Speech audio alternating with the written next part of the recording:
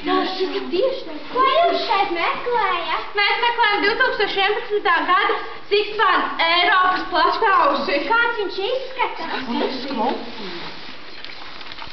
Wow!